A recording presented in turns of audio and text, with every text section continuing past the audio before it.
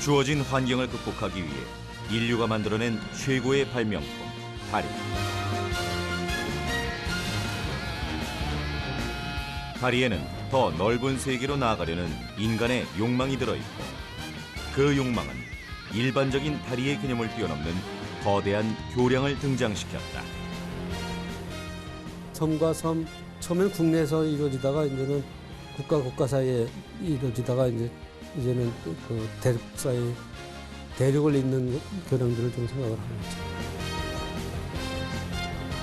대교는 육지와 강, 섬과 바다라는 경계를 무너뜨렸다. 전 세계적으로 더 길고 거대한 다리를 건설하는 시대가 개막됐고 규모가 큰 대교 건설 현장일수록 전 세계 교량 공학 기술의 치열한 각축장이 되고 있다. The bridge is truly an international effort, and we have people involved from all over. 21세기 들어 우리나라에도 세계적 수준의 거대 다리가 속속 등장하고 있다. 국내 최초 장대 교량이 만들어진 지 약 40년. 후발주자인 한국형 대교가 세계 교량공학자들의 눈을 사로잡기 시작했다.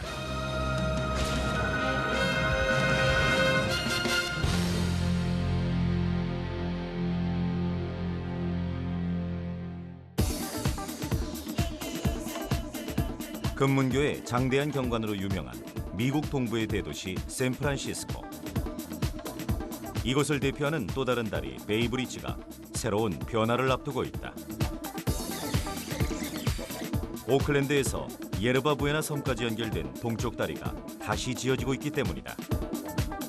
현재 운행 중인 베이브리지 동쪽 다리 바로 옆에는 또 다른 대교가 지어지고 있다. 기존의 베이브리지를 대체할 새로운 다리다. 상판이 만들어지고 있는 현장. 두 개의 상판이 좌우로 나란히 건설 중이다. 위아래 2층으로 도로가 놓여졌던 기존의 베이브리지와는 달리 전체적으로 날렵해 보인다. 떨어져 있는 두 개의 상판은 철제 구조물로 연결된다. 이 구조물은 구조적인 안정감을 주고 사람이 이동할 수 있는 통로의 역할도 한다.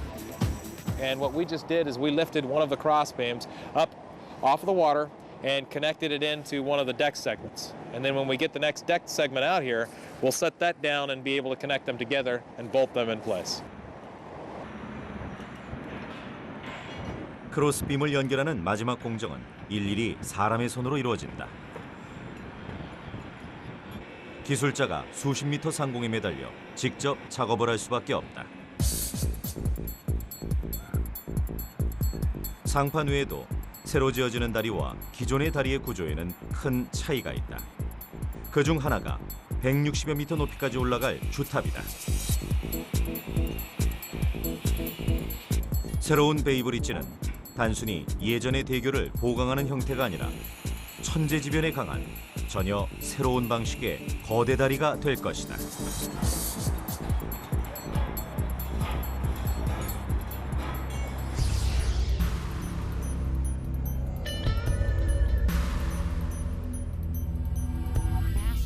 (1989년) 미국 캘리포니아를 강타한 규모 7.1의 대지진. 당시 지진의 여파로 샌프란시스코의 도로와 건물들이 붕괴됐고 수많은 사상자가 발생했다. 당시 베이브리지도 큰 타격을 입었다. 동쪽에 상층 한 구간이 무너져 내린 것이다.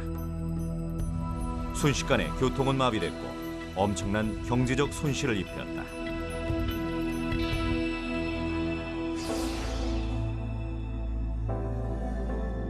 지진이 지나간 후 베이브리지의 동쪽 부분은 바로 보수됐고 지금까지 오클랜드와 샌프란시스코를 잇는 주요 교통수단으로 이용되고 있다.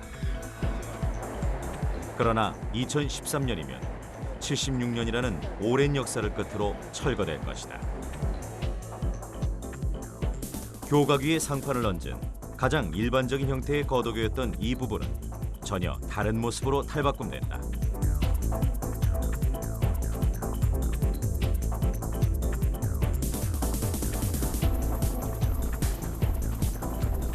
새로 지어질 동쪽 베이브리지의 총 길이는 약 3.5km. 이른바 초장대교라고 불리는 거대 규모다. 이 중 예레나 부에나 섬에서 바로 연결되는 일부 구간은 주탑과 상판을 케이블로 연결하는 현수교로 계획돼 있다. 그러나 이 계획은 기초공사부터 난관에 부딪혔다. We have in San Francisco what we refer to as Yongbei mud. And Yongbei mud is like jello. When the earthquake occurs, it vibrates and it shakes like jello, and it's as soft as jello. In fact, if you go and walk in the Yongbei mud, chances are you'll be sinking all the way to your knees very quickly. 샌프란시스코는 거대 다리가 지어지기에는 매우 불리한 입지 조건을 갖고 있다. 지반이 약할 경우 지진이나 강한 바람이 불 때 교각이 흔들리게 되고 그 충격은 상판 위로 고스란히 전달된다.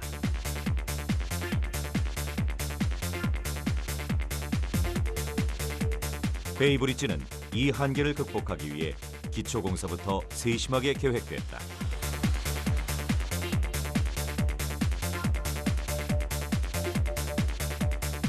이 지역에는 지층으로부터 지하 100에서 200m의 안반이 위치한다. 교각의 하부 구조는 그 안반에 뿌리를 두고 있다. 또한 여러 개의 말뚝이 교각을 받치고 있는데 이것을 배터드 파이즈 방식이라 한다. 상판 구조 자체에도 지진이나 강한 바람을 대비하는 특수 구조물을 장착했다. This is our hinge pipe beam. There are 20 of these beams located throughout the bridge at key locations to help us in an earthquake. 길이 4.87m, 지름 10cm의 막대기둥처럼 생긴 힌지 파이프는 지진과 같은 자연재해가 있을 때 그 피해를 완화시키는 역할을 한다. 외부 충격에 의해서 교각이 흔들리면 힌지 파이프가 수축됐다가 이완되는 운동을 반복하면서 상판에 전해지는 충격을 줄여준다. 취약한 지반과 지진을 고려한 세 다리의 설계. 그러나 앞서 얘기한 일부 구간에 지어지고 있는 현수교는 매우 의외의 선택이었다. 현수교는 주탑에 케이블을 걸쳐 양쪽에 앵커리지에 고정시킨 후 케이블에 다리에 상판을 매달아 고정시킨 형태의 다리다. The cable itself, if you think about it, is holding the whole bridge and is sitting on two anchorages and the two towers. And if we were to do the same concept for the Bay Bridge, we would wind up having the anchorage having to be again anchored in the mud again one more time, because on one side we can support it on the island, on another side it has to be in the middle of the bay. And again we couldn't use a suspension. 그러나 설계팀은 현수교를 포기했던 결정을 번복했다. 지질적 특성에 맞지 않는 최종 선택. 어떻게 베이브리지는 일부 구간을 현수교로 만들 수 있었을까? 베이브리지 설계팀은 3차원 자정식 현수교라는 독특한 현수교 방식을 찾아냈다. 그리고 기존의 현수교와는 전혀 다른 단일 케이블로 된 새로운 방식에 도전하기로 했다.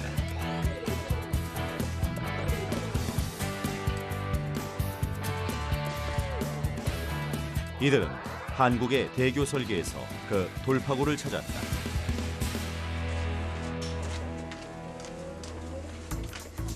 한국의 한 설계 회사.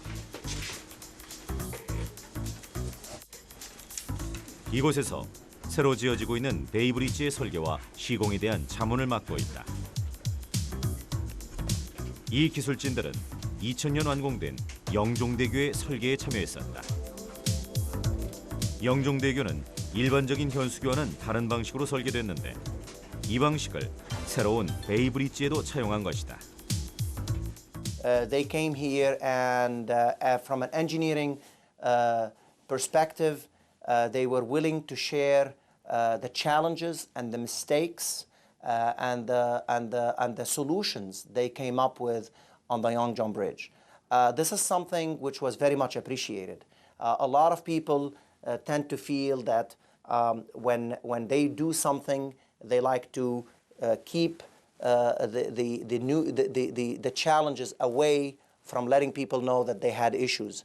And when they came and they shared the challenges that they had and they told us the solution they came up with, it was very enlightening for us. It was very helpful for us to share also the issues that we had.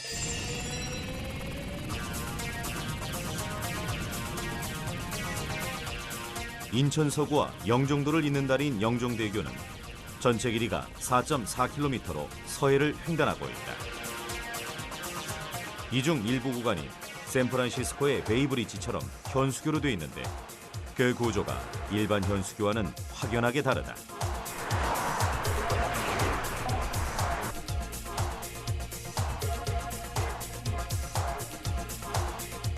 다리 상판 한쪽에 보이는 구조물. 이것이 주탑에서부터 연결된 주 케이블을 잡아 고정해주는 앵커리지다. 앵커리지 안에는 5.1mm의 강선이 14줄씩 한 묶음으로 480개씩 장착돼 있다. 현수교의 상판에 앵커리지가 위치한 것은 특이한 형태다. 일반적으로 현수교의 앵커리지는 다리의 바깥쪽에 위치해 주 케이블을 양쪽에서 잡아당겨주는데 이것을 타정식 현수교라고 한다. 이와는 달리 영종대교 같은 현수교를 자정식이라고 하는데 앵커리지가 다리의 상판에 있다. 주 케이블이 상판에 직접 고정된 형태인 것이다. 영종대교는 앵커리지의 형태뿐 아니라 케이블의 형태도 세계 최초의 기술이 시도됐다. 케이블이 나란히 평행하는 2차원 케이블과는 달리 위에서 내려다보면 캔디 모양으로 벌어져 있는 3차원 방식이다. 일반 금문교나 과안대교 같은 그러한 교량은 레일과 같은 평행한 그러한 형상을 갖고 있는데 그것은 2차원이라고 표현을 하고요. 이것처럼 곡선의 모양을 갖고 있는 경우에는 2차원으로 표현이 되지 않고 수평에 대한 좌표값이 더 포함되기 때문에 수학적으로 3차원 이렇게 부르게 되어 있습니다.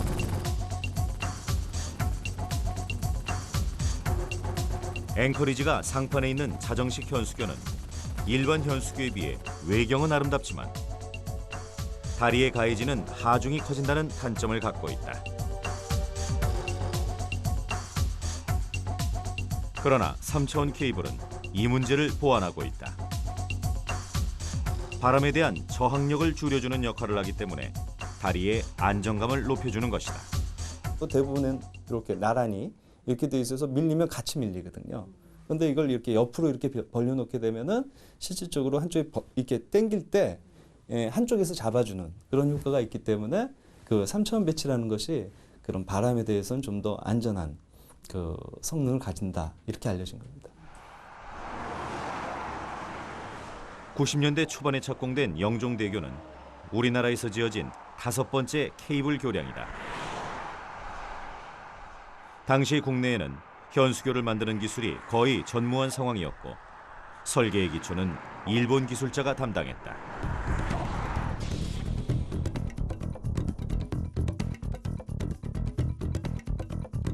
60, 70년대 우리나라 경제가 일어나기 시작하면서 많은 다리들이 건설됐다. 당시 만들어진 다리는 대부분 케이블을 사용하지 않은 다리였다. 그러나 경제 규모가 커지고 사회가 발전하면서 점점 더 긴 다리가 필요해졌다. 왜 거대 다리인 초장대 교량을 놓기 위해서는 케이블 다리를 선택할 수밖에 없는 것일까? 상판과 교각으로 이루어진 다리는 교각과 교각 사이가 멀어지면 상판을 지탱할 수가 없다. 상판을 지탱할 수 있는 교각과 교각 사이는 최대 100여 미터. 2km가 넘는 거대 다리의 경우 교각 20여 개가 필요한 것이다. 그러나 케이블을 이용할 경우 상황은 달라진다. 케이블이 상판을 잡아주기 때문에 교각 없이 긴 다리를 만들 수 있는 것이다. 2km가 넘는 초장대 교량은 대부분 수심이 깊은 바다에 위치하기 때문에 교각을 많이 만들 필요가 없는 케이블 다리를 선택할 수밖에 없다.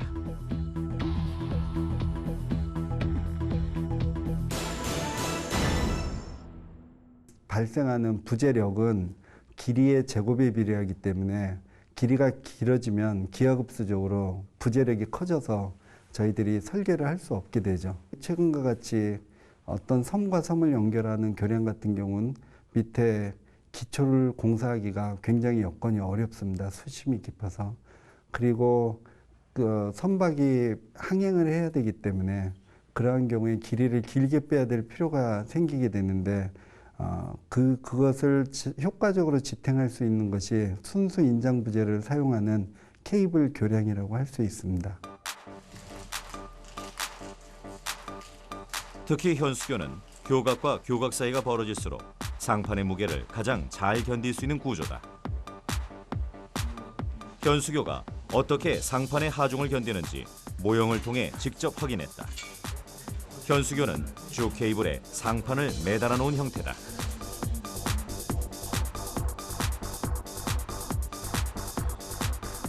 다리에 하중이 올라가면 어떻게 될까?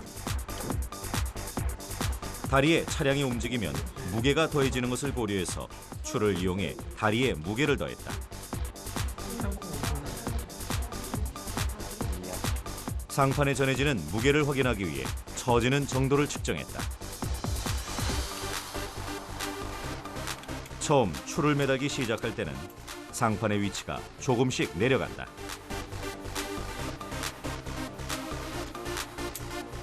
그러나 추의 무게가 계속 늘어나자 나중에는 큰 변화가 없다.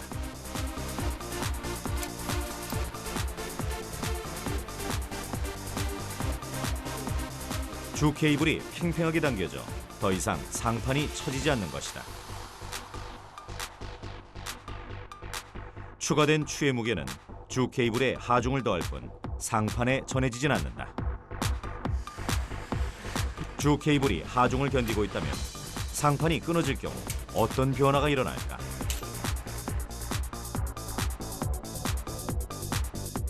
모형의 상판이 3군데 끊어졌지만 다리는 무너지지 않았다.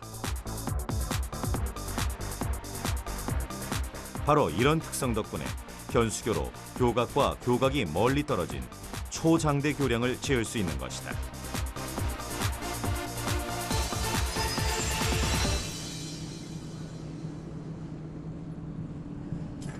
새벽 6시의 광양만 바닷가. 잔을 들고 나오셔서 무대에 한번 하늘에 계신 천신과 지하에 계신 지신 그리고 우리나라에서 가장 긴 현수교인 이순신대교의 건설 현장에서 재가 올려지고 있다. 첨단공학과 샤머니즘의 아이러니한 만남. 그러나 재를 지내는 기술자들의 모습은 진지하다 못해 비장하다.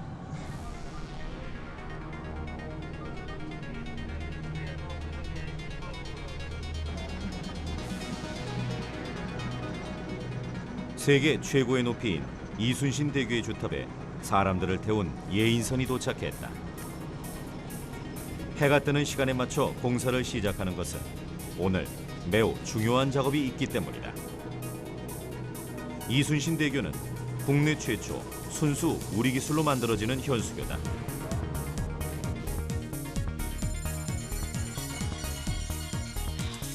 이순신 대교는 광양과 여수를 연결하는 2.26km의 초장대 교량이다. 여수 국가산단 진입도로 개설 공사의 제3공구에 해당하는 이순신대교는 우리나라 최초로 교각과 교각 사이 거리가 1,500여 미터가 넘도록 설계됐다. 이 이순신대교는 순수하게 약 저희 현장 개설 전부터 그 준비를 해서 현장이 지금 만 3년이 됐거든요. 개설된 지 쭉 그 전부터 해서 개설 초기부터 핵심 인력들이 계속 이 스터디를 해갖고 지금 순수하게 저희 국내 인력과 국내 엔지니어링 설계 그리고 국내 순수 장비에 의해서 이게 이루어지고 있습니다. 그래서 요거는 그 앞으로 저희 나라가 해외 나가서 이런 장대 초장대 교량의 그 사회 그 세계 진출할 수 있는 초석이 될 거라고 믿어 의심치 않습니다.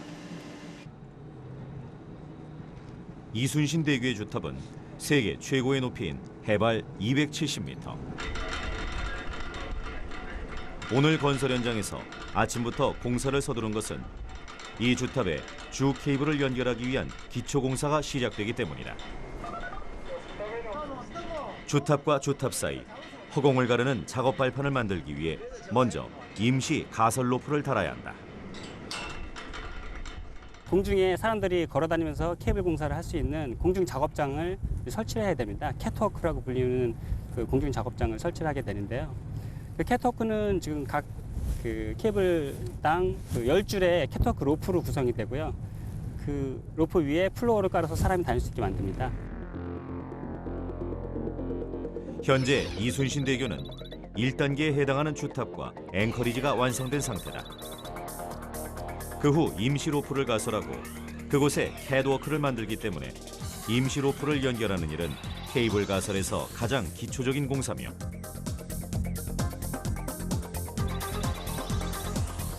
헤드워크가 완성되면 주 케이블을 설치하고 주 케이블에 행어 로프인 케이블을 설치한 후 상판과 연결해주면 다리가 완성되는 것이다.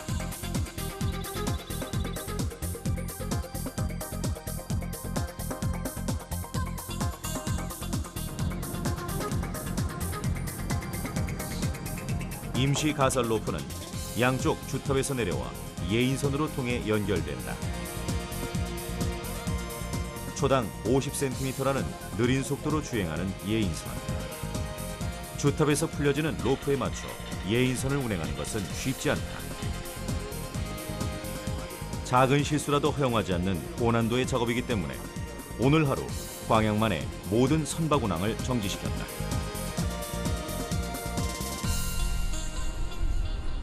로프의 움직임은 현장에 있는 담당자에게 실시간으로 체크된다. 예인선 1번 지금 위치 확인 좀 부탁드리겠습니다. 공정합니다. A1 천천히 감아주세요. 바지선에 도착한 예인선. 드디어 양쪽 주탑에서 출발한 임시 가설 로프가 하나로 합쳐졌다. 그러나 더 긴장된 순간은 이제부터다.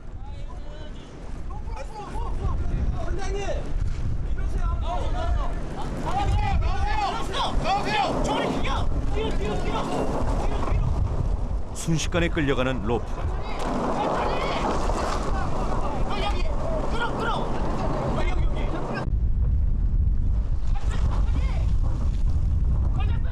바닷속에 잠길 듯 했던 로프가 수면으로 튀어올랐다.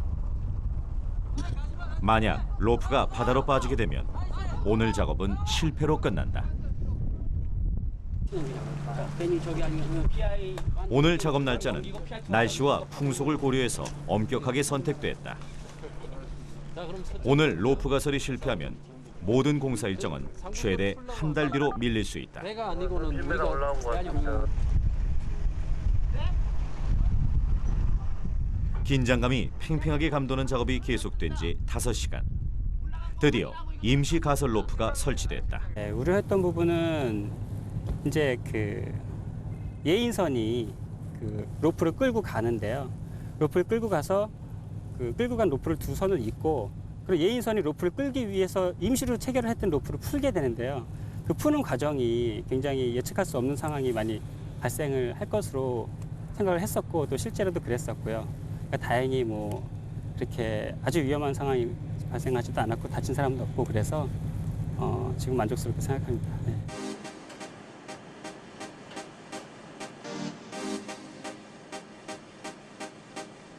첫 번째 임시 가설 로프가 설치된 지 한 달여가 지난 작업장. 캐도크 공사가 진행되고 있다. 캐도크가 설치되는 곳은 200m가 넘는 상공. 캐도크를 만들기 위해서 임시 가설 로프는 훌링 시스템으로 전환된다.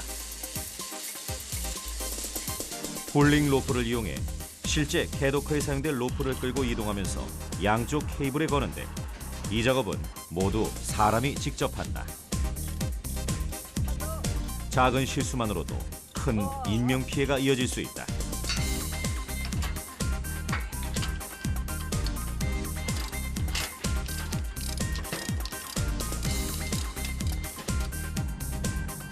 한쪽 케이블당 10줄씩 총 20줄의 캐도크 로프를 거는 고난도의 작업이 계속되는 동안 무엇보다 로프가 팽팽하게 유지되는 것이 중요하다. 훌링 시스템은 로프의 처짐을 방지하고 있는데 우리나라에서 세계 최초로 케이블 교량 건설에 접목시켜 사용했다.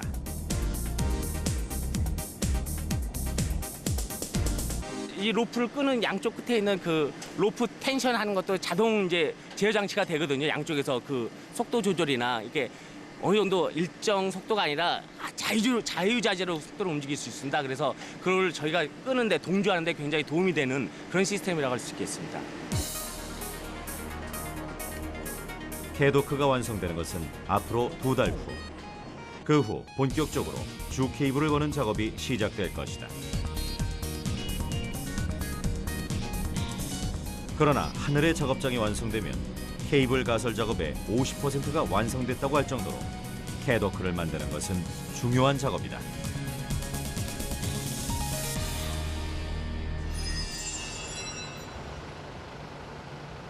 경상남도 양산시에 위치한 한 공장.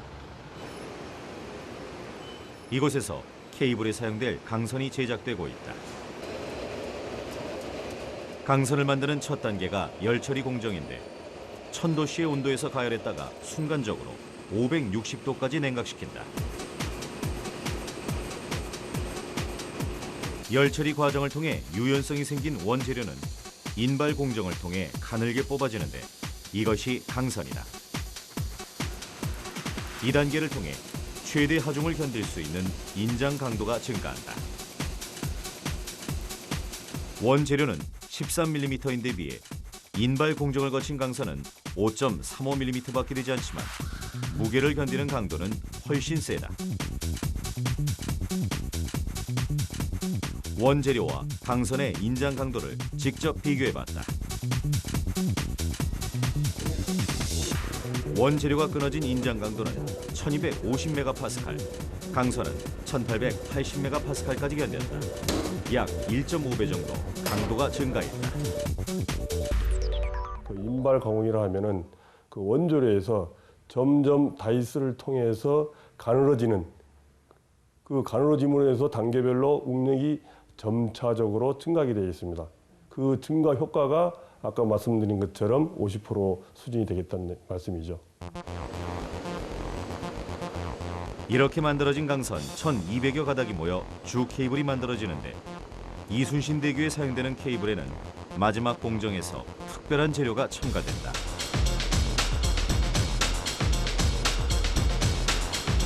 국내 최초로 특수 합금을 이용한 도금을 한 것이다. 그 차이는 알루미늄에 있다. 일반적인 강선은 아연 도금으로 완성되는데 이순신대교에 사용될 강선에는 아연과 함께 알루미늄을 첨가했다. 알루미늄이 부식을 늦춰주기 때문이다.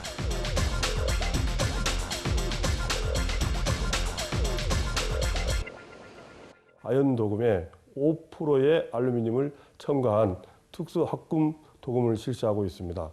이 제품에 대해서 염수물 시험을 해보면은 일반 아연 도금에 비해서 5% 알루미늄 첨가된 특수 합금이 약 4배 정도의 고내식성을 갖는 특성을 갖게 됩니다.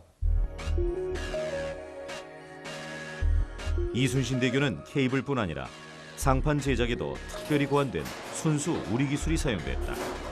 상판은 조각조각 나눠진 블록들이 연결돼 완성된다.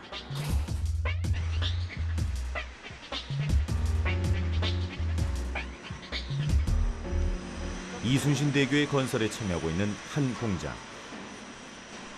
상판으로 사용될 블록들이 마지막 공정을 거치고 있다.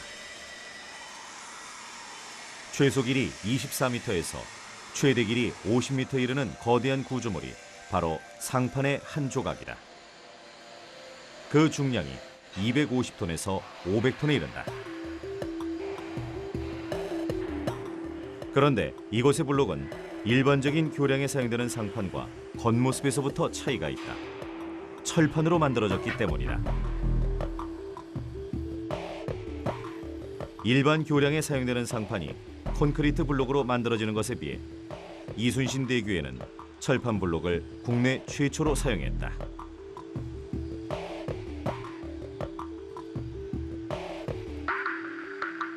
교량이 다 설치가 되면 아주 얇게 아스팔트를 까는데 이제 그게 마무리고요. 보통 교량 같은 경우에는 뭐 콘크리트 30전 이상 이제 들어가는 공법이 됐는데 대부분 사장교라든지 저희 강교들은 얇게 해서 최대한 무게를 줄이는 걸로 지금 계획이 되어 있습니다. 또한 이순신 대교의 상판은 특수한 구조를 갖고 있다. 상판 자체가 두 개의 유선형 블록이 나란히 놓인 트윈박스의 형태이기 때문에 바람의 영향을 덜 받는 것이다. 트윈박스를 사용하게 되면은 중간에 그 구멍이 뚫려 있기 때문에 위에서 부는 바람이 아래로 내려오고 아래에서 부는 바람이 위로 올라가면서 윗면의 압력도 없어지고 아랫면의 압력도 없어집니다. 그래서 압력이 해소됨으로써 아래나 위로 끌어당기는 힘이 없어지기 때문에 교량의 진동이 줄어들고 결국 내풍 안정성이 향상되게 됩니다. 이순신 대교의 상판에 바람길을 만든 것은 현수교가 바람에 민감한 다리이기 때문이다.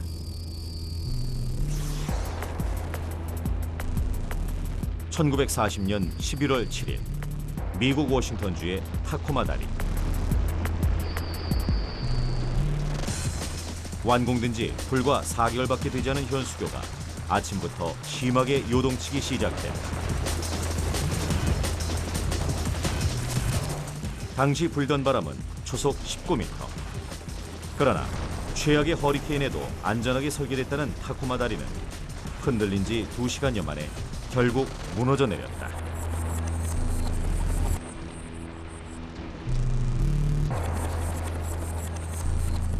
타코마 내로우교 이전에는 가만히 미는 힘만 작용을 하는 데 대해서 안전하도록 설계를 했었습니다. 하지만 타코마 내로우 브리지가 그런 바람과 교량의 서로 상호작용으로 밀고 당기는 공진 현상에 의해서 파괴가 됐기 때문에 그 이후에 이제 그 현상을 밝혀서 새로운 현상에 대해서 안전하도록 설계를 하고 있습니다. 바람이 교량에 미치는 영향을 모의 실험할 수 있는 풍동 실험센터. 축소된 케이블 교량의 모형이 풍동 실험을 거치고 있다. 이 다리는 현수교가 변형된 형태인 사장교다. 일반적인 현수교는 주탑과 앵커리지를 연결한 주 케이블에 상판이 걸려있는 형태인데 비해 사장교는 주탑에서 나온 케이블이 상판과 직접 연결돼 고정된다. 또 사람들은 또 계속해서 다리의 규모는 길게 해야 되니까, 그러니까 이제 좀 더 긴 다리들을 만들어야 되니까 다리는 길어져야 되고 길어지면 길어질수록 바람에 약하고, 그거를 보완할 수 있는 대체 시스템을 하나 만들자고 생각해낸 것 중에 대안으로 제시된 게 사장기죠. 정확한 풍동 실험을 위해 이곳에서 축소된 모형의 크기에 맞춰진 바람의 풍속이 계산된다.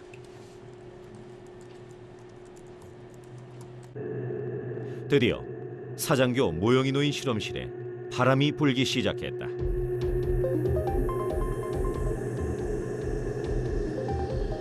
첫 단계는 초속 24m에 해당되는 바람이다.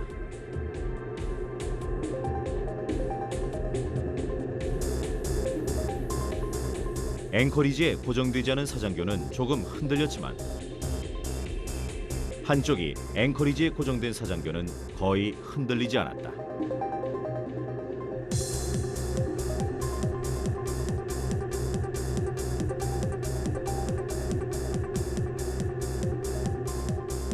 다음은 초속 60m에 해당되는 바람을 실험실에 불게 했다.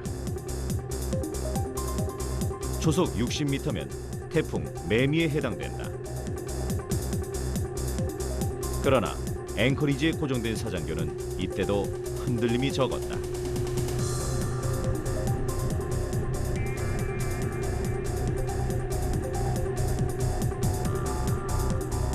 마지막으로 초속 80m에 해당되는 바람으로 실험을 했다. 고정장치가 없는 사장교는 잡아주지 않으면 넘어갈 정도로 흔들렸지만 고정된 사장교는 흔들리는 정도가 여전히 안정적이었다.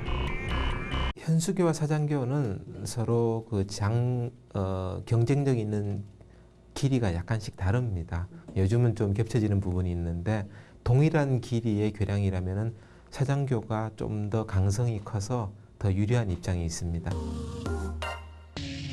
현수교에 비해 바람에 대한 안정성이 인정되면서 우리나라에도 초장대 교량인 사장교가 만들어지고 있다.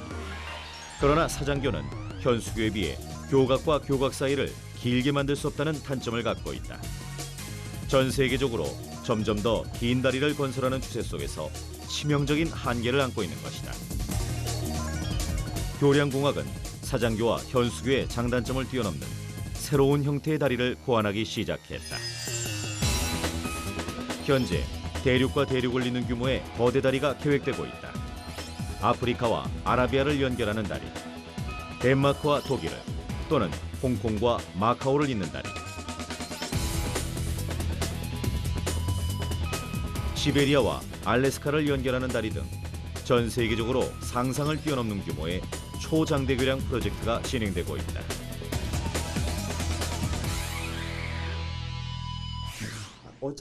우리나라에서도 미래형 초장대 교량에 대한 독자적인 기술을 확보하기 위한 연구가 진행 중이다. 그런 걸로 밸런스를 맞출 수가 있을 텐데 어차피 비대칭 계획밖에 안 나오기 때문에 현재 가장 넓은 교각과 교각의 거리인 주경관이 약 2,800m에 이르는 현수교와 1,200m에 이르는 사장교가 프로토타입으로 제작되고 있다. 프로토타입이란 실제로 건설되기 전에 미리 만들어보는 원형을 말한다. 단면에서 2차로 단면 지원을 잡게 되면 수준 이하에서는 안을 줄여보는 핵심 과제는 설계 기술, 설계 및 기반 기술입니다. 그러니까 아주 원천 기술에 해당하는 것들이고요. 두 번째는 이 핵심 과제는 소재 및 그 재료. 이게 케이블 초장대 교량으로 가게 되면은 그 주 부재가 되는 것이 주요 부재에 해당하는 것이 케이블입니다.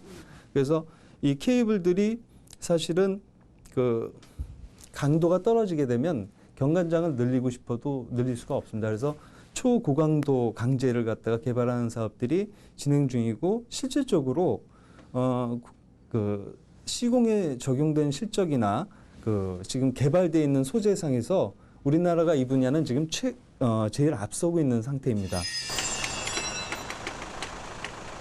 최근 국내 한 연구소에선 초장대 교량에 사용될 최첨단 강선을 개발하는 데 성공했다. 신기술로 만들어진 강선을 7줄 꼬아서 만든 강연선. 강연선은 일반적으로 사장교에 많이 사용된다. 이 강연선은 기존의 강연선에 비해 어느 정도 강도가 상승했을까? 하중을 견디는 힘을 측정하기 위해 두 개 강연선의 인장 강도를 각각 측정했다. 기존에 사용하던 강연선은 1860메가파스칼, 새로운 강연선은 2400메가파스칼로 나왔다. 일반적으로 1860메가파스칼이라면 그 강연선 하나로 중형승용차 한 19대 정도를 매달 수 있는 강도를 가지고 있고요. 2400메가파스칼의 경우에는 그보다 하나의 강연선으로 중형승용차를 약 한 24대까지 매달 수 있는 그런 강도를 가지고 있고 오늘 실험해본 결과 정확히 그 차이를 확인할 수가 있었습니다. 인천대교에 사용한 강연선의 인장 강도는 1770메가파스칼, 이순신대교에 사용한 강연선은 1860메가파스칼이다. 만약 두 대교의 건설에서 새로 개발된 강연선을 사용했다면 공사비를 약 15% 줄일 수 있었다.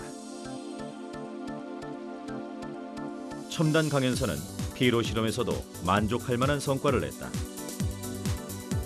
피로 실험이란 차량이 반복적으로 교량위를 다니면서 금속 재료가 피로에 져서 파괴되는 정도를 측정하는 것을 말한다. 성수대교가 붕괴된 가장 큰 요인도 피로 파괴였다. 일반적으로 교량 수명을 할 때 뭐 75년으로 설계하기도 하고 100년으로 설계하기도 하고 하지만 우리가 지금 현재 개발하고 있는 그 이제 초장대 교량의 경우는 궁극적으로 이제 200년 수명을 목표로 하고 있는데요. 아마 그 200년 수명을 충분히 견딜 수 있는 그런 수준이라고 말씀드릴 수 있습니다.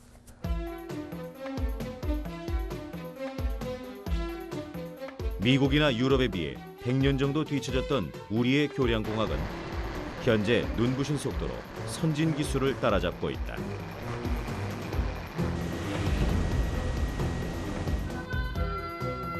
설계에서부터 신소재 개발까지 거대 다리를 만들 수 있는 독자적인 기술력을 갖추면서 한국형 다리가 세계 속에 각인되고 있는 것이다.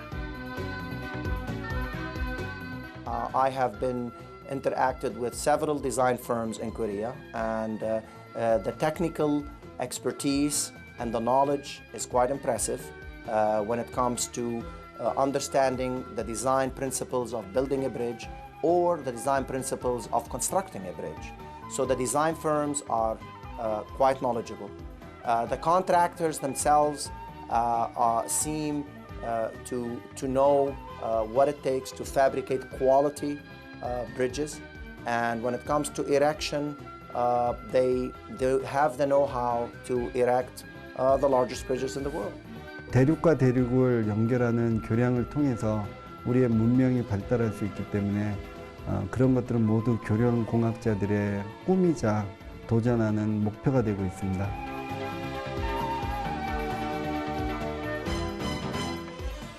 과거의 다리가 인류의 문명을 비약적으로 발전시켰듯이 미래의 다리도 미래 인류를 움직이는 경제와 과학기술의 중심이 될 것이다. 머지않은 미래에 등장할 대륙과 대륙을 잇는 거대 다리. 그곳에 우리 교량공학의 청사진이 들어있다.